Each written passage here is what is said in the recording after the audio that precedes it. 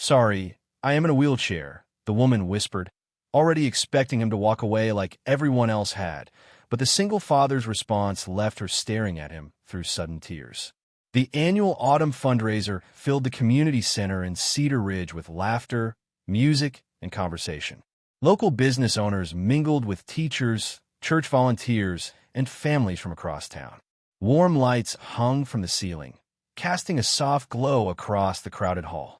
Near the entrance, Ethan Walker adjusted the collar of his clean plaid shirt and looked down at his daughter. Lily, 10 years old and endlessly optimistic, smiled back at him. "You promised you would stay at least an hour this time," she reminded him. Ethan laughed quietly. "I know. I'm trying." Social events were never his favorite. Between work, parenting, and keeping up with bills, he rarely had energy left for fundraisers. Earlier that morning, he had been sitting at the kitchen table studying a utility bill while drinking coffee before work. The numbers were uncomfortable, but not impossible. Like most challenges in his life, he planned to face them one day at a time. Now he focused on Lily. She deserved evenings that felt normal. As music drifted through the room, Ethan noticed people gathering around a woman seated near the front. She was elegant, composed, and clearly important. Several guests approached her briefly, but their conversations felt formal and rushed. Some seemed uncomfortable. Others offered polite smiles before moving on. The woman thanked each person graciously, yet something about the scene felt wrong. It reminded Ethan of watching people visit patients in a hospital waiting room. Everyone appeared concerned, but nobody stayed long enough to truly connect. Across the hall, Lily was busy helping younger children at a raffle table. Ethan smiled as he watched her. Kindness came naturally to her. He hoped she never lost that. A slow song began playing. Couples moved toward the dance floor, while conversations softened around the edges of the room. Ethan glanced back toward the woman. She remained alone, not ignored exactly. Worse than that, acknowledged but unseen. The realization lingered with him. He understood loneliness. After his wife passed away, there had been months when people treated him like a tragedy instead of a person. They meant well, but it often left him feeling invisible. The woman sat quietly watching others dance. For a moment, sadness crossed her face before disappearing behind a practiced smile. Ethan found himself walking in her direction before fully deciding to do so. Several guests noticed. A few exchanged curious glances. The woman looked up as he approached.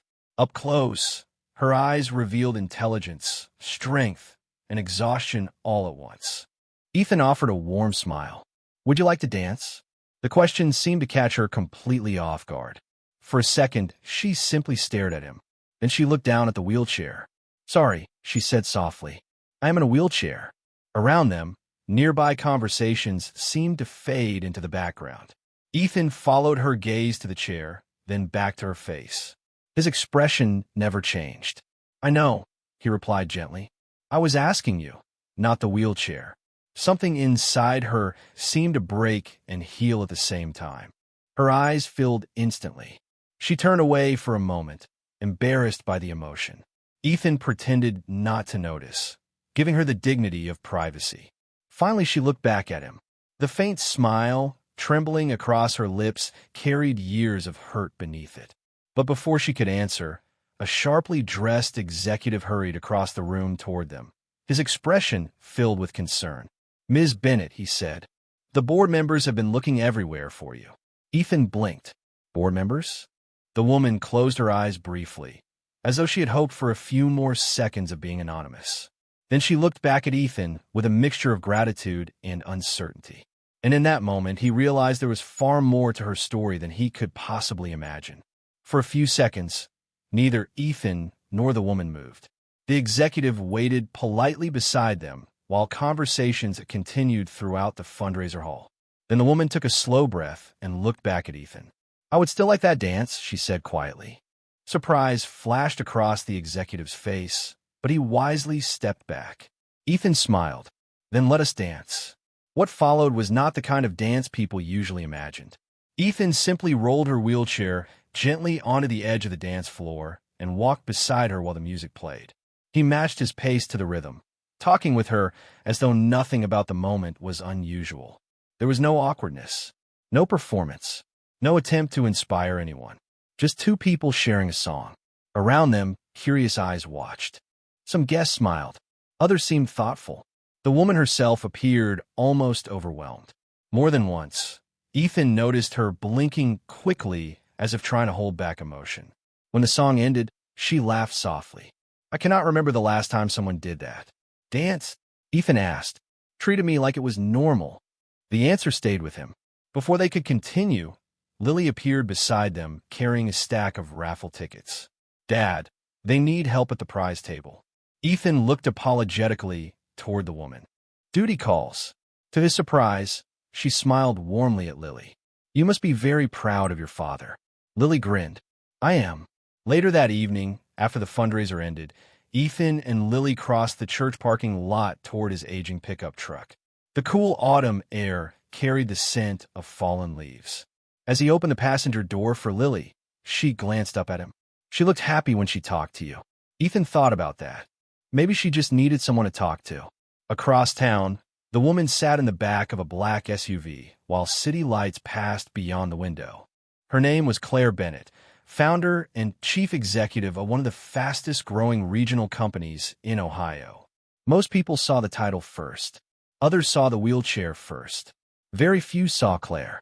Yet tonight, a man she had never met had looked directly at her and spoken to her as though neither of those things mattered. The memory followed her home. The next morning, Ethan's life returned to its normal rhythm. He dropped Lily off at school, watching her disappear into a busy school hallway filled with backpacks and morning chatter. Then he drove to the construction supply company where he worked. Orders needed filling. Deliveries needed loading. Responsibilities waited. During lunch, he sat alone at a picnic table outside the warehouse, eating a sandwich and reviewing household expenses on a small notepad. The utility bill from earlier in the week still concerned him. Overtime hours had become less predictable lately. He was calculating ways to stretch the budget when his phone rang. The number was unfamiliar. Hello. Ethan. The voice was instantly recognizable. Claire. He sat up slightly. Good afternoon. I hope I'm not interrupting. Not at all. There was a brief pause. I realized something after last night, she said. I do not know anything about you. Ethan laughed quietly. That seems fair. Would you let me change that? Another pause followed. Workers moved pallets nearby, while forklifts hummed in the background. There's a diner outside town, Claire continued. I've been told they serve the best pie in the county. Would you and Lily join me this Saturday? Ethan looked across the warehouse yard toward the cloudy Ohio sky. The invitation felt simple enough. Yet something told him this conversation was about more than pie. I think we can manage that, he replied. Claire smiled on the other end of the line. But after ending the call, she opened a file that had been sitting on her desk since the fundraiser. It contained information about Ethan Walker, and one detail she had discovered the night before left her staring at the page in stunned silence. Saturday arrived beneath a bright Ohio sky, and for the first time all week, Ethan found himself looking forward to something that had nothing to do with work or bills. He parked his aging pickup truck outside a small diner just beyond Cedar Ridge. The chrome sign above the entrance reflected the morning sunlight, and the smell of fresh coffee drifted through the parking lot. Lily climbed out beside him, practically bouncing with excitement. Do you think she's already here? She asked. Ethan smiled. Probably. Inside, Claire was waiting near the window. She looked different from the woman who had commanded attention at the fundraiser. Today she wore a simple sweater, jeans, and a relaxed smile. For a moment, she looked less like a powerful executive and more like someone hoping for a normal Saturday morning. Lily greeted her immediately. Within minutes, the two were discussing books, school projects, and favorite desserts. Ethan watched the conversation unfold with quiet amusement. Claire seemed genuinely comfortable around children. That surprised him. As breakfast continued, the conversation gradually deepened. Claire asked about Ethan's life, and he answered honestly. He told her about losing his wife 5 years earlier. He described learning to balance work, parenting, and grief all at once. He spoke about long evenings helping Lily with homework after exhausting days at the warehouse. He mentioned spending months in a hospital waiting room during his wife's illness, learning how fragile life could be. Claire listened carefully. There was no self-pity in his voice, only acceptance and responsibility. After breakfast, they walked outside together. Near the edge of the parking lot, an elderly customer struggled with several grocery bags that had shifted in the trunk of her car. Before anyone asked, Ethan stepped forward and helped reorganize everything. The task took less than 2 minutes. He accepted her thanks with a smile and returned to the conversation as though nothing unusual had happened. Claire noticed. The gesture was small, but it fit a pattern she was beginning to recognize. Kindness seemed to be his natural response to the world. Later that afternoon, after saying goodbye, Claire returned home and opened the file that had unsettled her days earlier. The discovery inside still felt difficult to believe. Several years ago, after his wife's passing, Ethan had qualified for a substantial community assistance grant. Instead of accepting the full amount, he had requested that most of it be redirected to another family whose child needed emergency medical treatment. There had been no publicity, no recognition. Almost nobody knew the decision had happened. Claire stared at the page. Most people became generous after achieving stability. Ethan had been generous during one of the hardest periods of his life. The realization affected her more than she expected. Meanwhile, life continued for Ethan. Monday morning began with school drop-off and work deliveries. After watching Lily disappear into a crowded school hallway, he headed toward the warehouse. The day passed in its usual rhythm until he returned home that evening and checked the mailbox. Among the letters waiting inside was another utility bill. He studied the envelope briefly before carrying it into the house. The numbers were becoming harder to ignore. Reduced overtime hours were beginning to create real pressure. Yet instead of dwelling on the problem, he spent the evening helping Lily prepare a presentation for school. Responsibility came first. Worry could wait. Across town, Claire found herself thinking about him far more than she intended. The more she learned, the less she understood why a man carrying so many burdens still seemed determined to make life easier for everyone around him. Then, late that night, another report landed on her desk. This one was connected to a major corporate expansion project. At first it seemed routine, but one paragraph immediately caught her attention. The proposal could directly affect the company where Ethan worked. And as she continued reading, a knot slowly formed in her stomach. Claire read the report 3 times before finally setting it down. The expansion project itself was not unusual. Large companies adjusted suppliers all the time. What troubled her was the list of businesses most likely to be affected. Ethan's construction supply company appeared near the top. If the proposal moved forward exactly as written, contracts could be reduced, overtime could disappear, and jobs throughout Cedar Ridge could become vulnerable. For most executives, those consequences existed only as numbers inside a presentation. For Claire, they suddenly had faces. One belonged to a 10-year-old girl who proudly talked about school projects over pancakes. The other belonged to a father who always seemed more concerned about everyone else than himself. The following weekend, Claire drove to Cedar Ridge without telling Ethan she was coming. She found him at the community center helping organize a seasonal food drive. Pickup trucks lined the church parking lot while volunteers unloaded boxes of canned goods and winter coats. Children ran through the gymnasium carrying handmade signs for the event. Ethan moved from table to table helping wherever he was needed. What struck Claire most was that nobody treated him like a leader, yet everyone seemed to follow his example. When a teenage volunteer accidentally knocked over several donation boxes, embarrassment immediately spread across the young man's face. Before anyone could criticize him, Ethan walked over and helped gather the items. "Everybody makes mistakes," he said with an easy smile. "The important part is helping clean them up." The teenager visibly relaxed.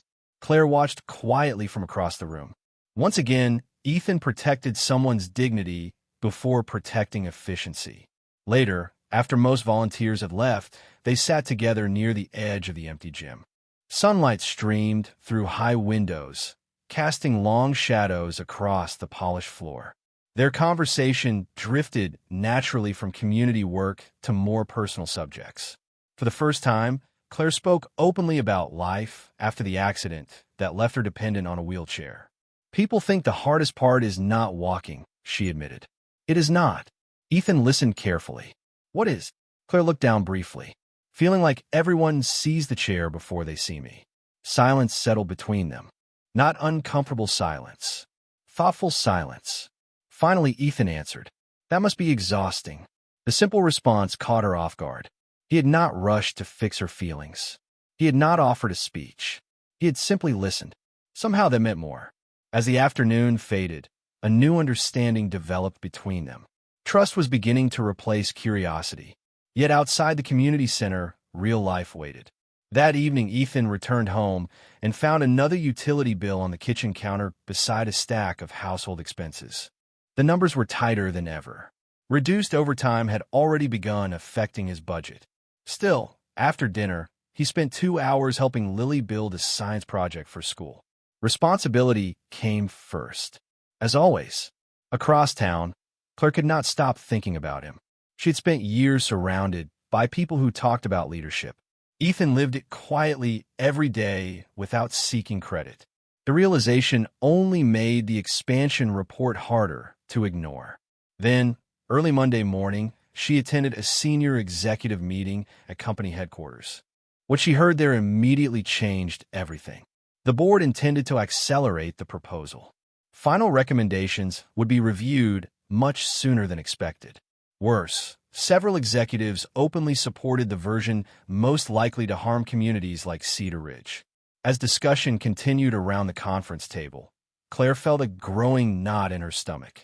Because for the first time since meeting Ethan Walker, she realized that the future threatening his livelihood might be connected directly to decisions being made inside her own company. And she had no idea whether she could stop them. The executive meeting ended, but Claire remained seated long after everyone else had left the conference room. The city skyline stretched beyond the glass walls of headquarters, yet her attention remained fixed on a single page of the expansion report. Numbers, projections, and cost reductions filled the document. Hidden beneath those numbers were real people. Ethan was one of them. For the first time in years, a business decision felt deeply personal. Over the following days, Claire began asking questions that made some executives uncomfortable. She requested community impact assessments. She demanded detailed reviews of how supplier reductions would affect small towns. The answers only confirmed her fears. Cedar Ridge would suffer. So would families who depended on companies like Ethan's employer. Meanwhile, Ethan knew nothing about the discussions unfolding behind closed doors. Life remained focused on work, parenting, and responsibility. One afternoon, after finishing deliveries, he stopped at a grocery store to pick up supplies for Lily's school project. As he loaded bags into his pickup truck, he noticed a young mother struggling with a flat tire nearby. Several people walked past. Ethan quietly offered assistance. 20 minutes later, the tire was changed, and the woman was smiling with relief. He accepted her thanks with a nod and drove away. He never considered the gesture unusual. Helping when help was needed felt as natural as breathing. That evening, Claire called and invited Ethan and Lily to a small community event at the town recreation center. The gathering was simple. Local families, volunteers, and nonprofit organizers shared ideas for improving support programs throughout the county. As the evening progressed, Claire watched Ethan move naturally through the room. He greeted strangers by name, encouraged nervous volunteers, and spent nearly half an hour helping a recently unemployed father connect with local resources. He did not realize Claire was observing him. She saw something many executives spent entire careers trying to achieve. Trust. Genuine trust. Later, after most guests had gone home, Claire and Ethan sat outside, near the church parking lot beneath strings of soft lights. Autumn air carried the scent of leaves and distant wood smoke. Their conversation became more personal than ever before. "Can I ask you something?" Claire said. Ethan nodded. "Why do you keep helping people when your own life is already so difficult?" Ethan thought for a moment. "Because someone helped me once." Claire waited. "After my wife died, there were days I barely knew how to keep moving. People showed up anyway. They brought meals. helped with Lily, sat with me when I had nothing to say. I never forgot that. His voice remained calm. Kindness does not disappear. It gets passed along. The answer settled deeply inside her. Then came the discovery that changed everything. The next morning, while reviewing archived community records connected to Ethan's assistance grant years earlier, Claire found a handwritten statement attached to the file. She had never seen it before. It explained why Ethan redirected most of his grant money to another family.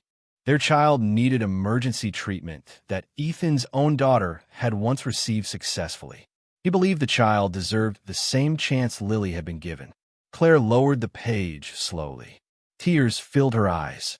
Suddenly she understood the full truth. Ethan's generosity had not come from abundance. It had come from sacrifice. That realization transformed admiration into something much deeper. Yet only hours later, another message arrived from corporate headquarters. The board had accelerated the expansion timeline again. Final recommendations would be presented within days. Worse still, several influential members appeared determined to approve the version most harmful to Cedar Ridge. Claire stared at the notification in silence, because she now knew exactly what kind of man Ethan Walker was. And she also knew he was about to face a challenge that could threaten everything he had worked so hard to build. Claire spent the next several days fighting a battle that few people in Cedar Ridge even knew existed. Inside conference rooms filled with charts and forecasts, she argued that communities were more than numbers on a spreadsheet. Some executives agreed politely. Others viewed her concerns as emotional distractions from business objectives. The closer the final board review approached, the more resistance she encountered. Meanwhile, Ethan continued living the way he always had. Every morning began with dropping Lily off at school and watching her disappear into the familiar school hallway filled with students, teachers, and backpacks. Every afternoon ended with work, household responsibilities, and careful budgeting. The pressure was growing. Reduced overtime meant less income, and another utility bill arrived in the mailbox reminding him how little room remained for unexpected expenses. Yet he refused to allow worry to define his days. One afternoon, while leaving a grocery store with a cart full of discounted essentials, he noticed an elderly veteran struggling to reach several items from a high shelf. Ethan spent 15 minutes helping him finish shopping and carry bags to his car. The man thanked him repeatedly. Ethan simply smiled and wished him a good day. Across town, Claire found herself thinking about moments like that more often than board meetings. She had spent years studying leadership. Ethan lived it naturally without ever calling it leadership. Late one evening, she drove to the community center where volunteers were preparing winter care packages for local families. Pickup trucks lined the church parking lot as people carried boxes through the cold air. Ethan was there, of course. He always seemed to be where help was needed. At one point, a volunteer accidentally misplaced several donation forms, creating confusion among the organizers. Frustration began spreading through the room. Ethan calmly stepped in, reorganized the paperwork, reassured the volunteer, and helped solve the problem within minutes. No blame, no criticism, just quiet competence. Claire watched from across the room and felt something change inside her. Admiration was no longer the right word. Trust was. Later that evening, after most volunteers had gone home, she asked if he wanted to take a short walk outside. They moved slowly along the edge of the church parking lot beneath rows of streetlights. For a while, neither spoke. Then Claire finally told him part of the truth. She explained that a major corporate decision was approaching and that communities like Cedar Ridge could be affected. Ethan listened carefully. "Does it involve my company?" he asked. Claire hesitated. Possibly. The answer hung between them. For the first time since they met, uncertainty entered the conversation. Yet Ethan surprised her again. He did not become angry. He did not demand guarantees. "You are telling me because you care," he said quietly.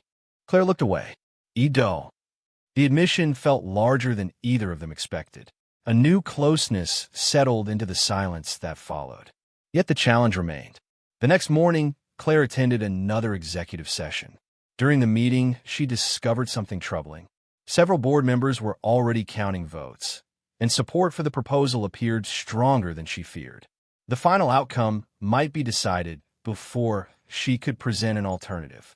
As the meeting ended, she stared out the window at the city below and felt a rare sense of helplessness, because she now knew exactly what was at stake. Ethan's livelihood, Lily's stability, an entire community. And for the first time since their paths crossed, Claire was no longer afraid of losing a business argument. She was afraid of losing the future she had quietly begun to imagine. The week before the board vote felt longer than any Ethan could remember. Rumors began spreading through the warehouse that major changes were coming.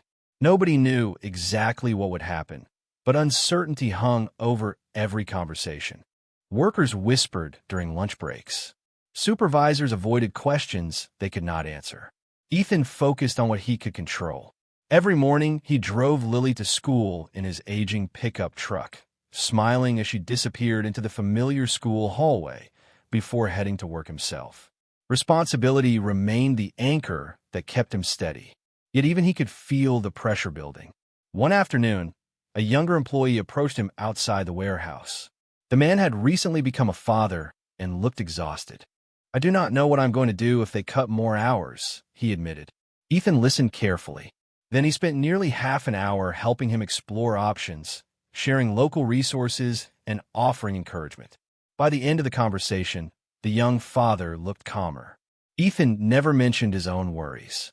Helping someone else felt more important in that moment. Across town, Claire continued fighting for an alternative solution. She spent hours gathering evidence, showing how small communities contributed long-term value that could not be measured by short-term profit projections. During one meeting, she presented stories from towns like Cedar Ridge. Some executives listened. Others remained focused on quarterly numbers. The resistance frustrated her, but she refused to give up. The more she thought about Ethan, the more determined she became. Not because she wanted to save one man, because she believed people like him were exactly what communities needed. Later that week, Claire visited Cedar Ridge again. She found Ethan at a small diner near Main Street finishing dinner with Lily after one of her school events. The sight warmed her immediately. The conversation that followed felt easy, familiar. For the first time, laughter came naturally between them. Lily talked excitedly about her science project, while Ethan listened with genuine interest. Watching them together stirred something deep inside Claire. She had built a successful company, yet moments like these reminded her that meaningful lives were built through relationships, not titles. After dinner, Ethan walked Claire to her vehicle. The evening air was cool, and the streetlights cast long shadows across the parking lot. "You seem tired," he said gently. Claire smiled. "Maybe a little." Ethan hesitated before speaking again. "Whatever happens with the board, do not carry it alone." The words caught her off guard. He knew far less than she did about the situation, yet somehow he understood exactly what she needed to hear. Their eyes met. For a brief moment, neither looked away. The connection between them had become impossible to ignore. But before either could say more, reality returned. The following morning, Ethan opened the mailbox and found a notice from work requesting all employees attend a mandatory meeting the next week.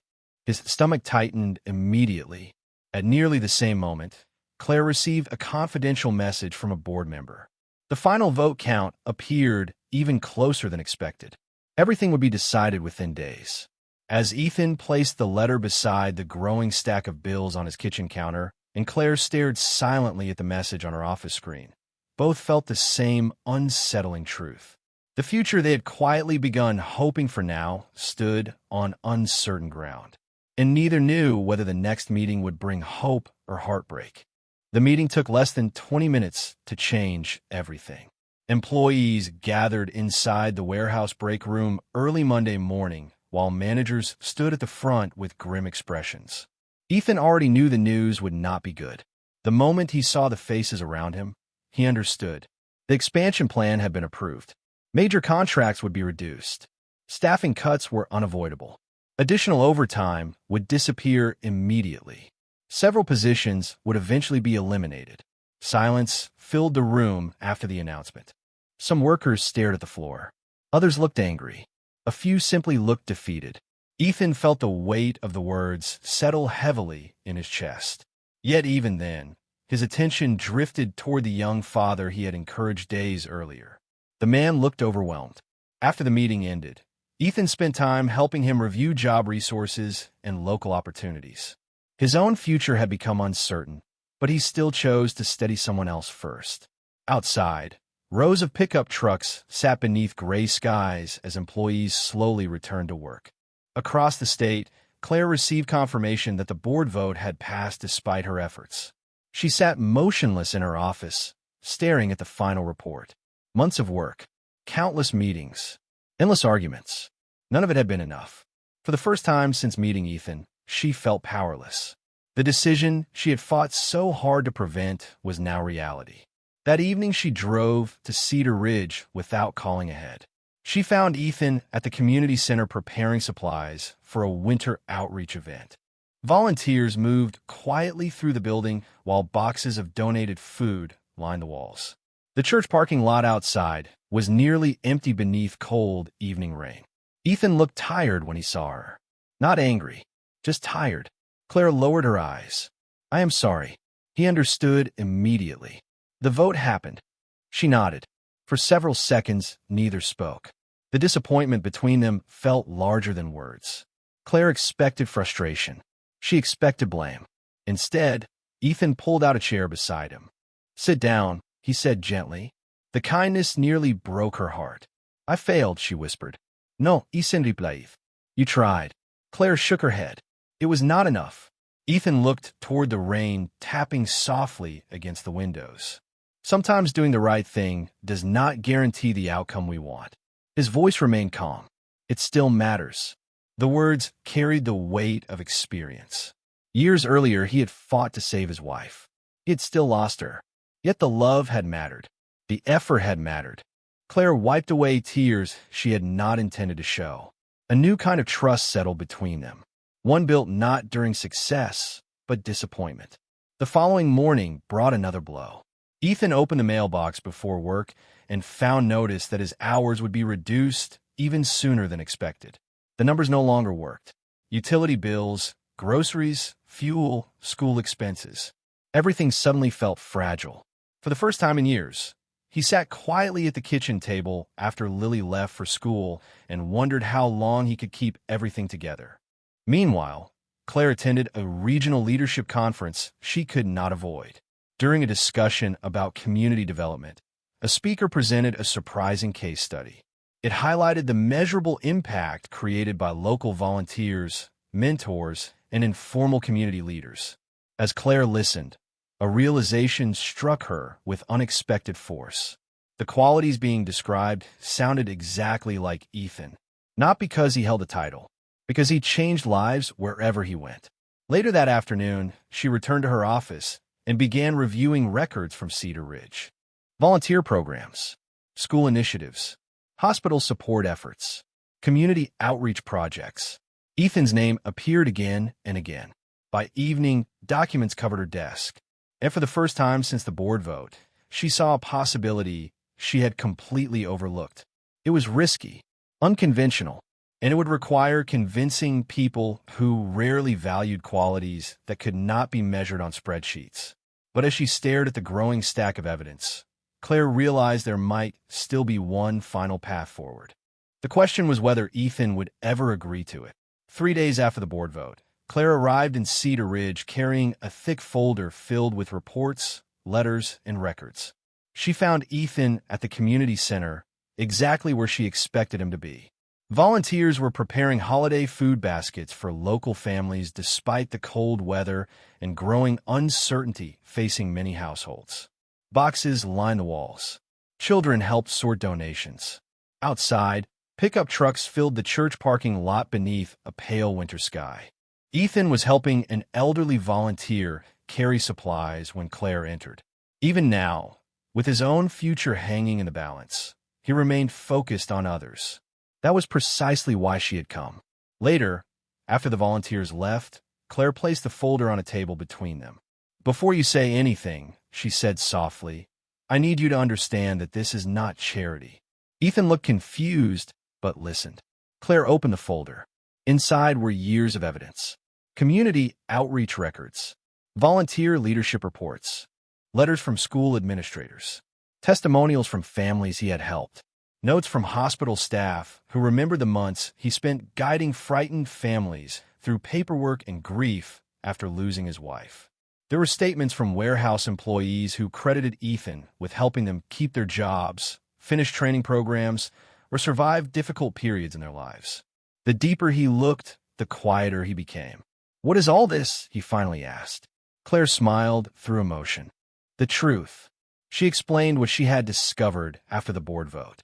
While reviewing community impact studies, she realized that the most successful programs throughout the region shared one common factor: strong local leadership, people who created trust, people who connected organizations, schools, volunteers, businesses, and families. Again and again, Ethan's name appeared at the center of those efforts. Not because he sought recognition, because he consistently showed up. At company headquarters, Claire had spent days building a proposal around that discovery. She presented data showing measurable improvements in volunteer retention, community participation, educational partnerships, and nonprofit outcomes connected to programs where Ethan played a leadership role. For once, the numbers supported the values she had been fighting for all along. The board listened. Then they approved something entirely new. Ethan stared at the final page in the folder. It offered a full-time leadership position directing a regional community partnership initiative connecting businesses, schools, healthcare organizations, and local nonprofits throughout Ohio. The salary would provide stability. The role would allow him to continue serving others. Most importantly, it existed because of work he had already done for years. "Claire," he said quietly, "I cannot accept something I have not earned." Tears filled her eyes. "That is exactly why you earned it." She slid several letters toward him. One came from Lily's school principal. Another came from the physician who supervised the hospital support program years earlier. Others came from volunteers, parents, community leaders, and families he barely remembered helping. Together they told the same story. Ethan Walker had been changing lives long before anyone thought to give him title. The position was not a gift. It was recognition. Weeks later, life slowly began to change. The new role allowed Ethan to help communities across the region while remaining close to Cedar Ridge and Lily. Financial stability returned, not through luck, but through years of character finally being acknowledged. The utility bills no longer sat unanswered on the kitchen counter. The constant fear surrounding overtime disappeared. Yet what mattered most had nothing to do with money. One snowy evening, the community gathered for a holiday celebration at the recreation center where everything had begun. Families filled the hall. Volunteers shared meals. Children ran laughing between tables decorated with lights.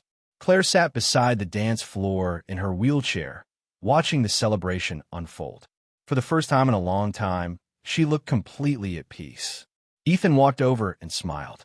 "Would you like to dance?" The question instantly brought tears to her eyes. Not because of the dance itself, because she remembered the night when nobody else had truly seen her. "I would," she whispered. Just like before, he rolled beside her as music filled the room. No performance, no spotlight, just two people sharing a moment. Around them, the community they had both helped build continued celebrating. Lily watched from nearby with a proud smile. The principal who wrote one of the letters waved from across the room. Several families Ethan had helped over the years stopped to greet him. The lives he had touched had quietly gathered around him without him even realizing it. As the song ended, Claire looked at him and finally spoke the truth she had carried for months. "You changed my life the night you treated me like a person instead of a wheelchair." Ethan smiled gently. "You were always a person." The simplicity of the answer brought fresh tears to her eyes. Sometimes healing arrives through grand gestures. Sometimes it arrives through dignity, through kindness, through someone choosing to see another human being completely. As snow fell softly outside and laughter echoed through the community center, Ethan realized that the greatest rewards in life rarely arrive all at once. They are built through years of responsibility, sacrifice, compassion, and quiet strength. And eventually, if you keep showing up for others, the world find a way to show up for you too.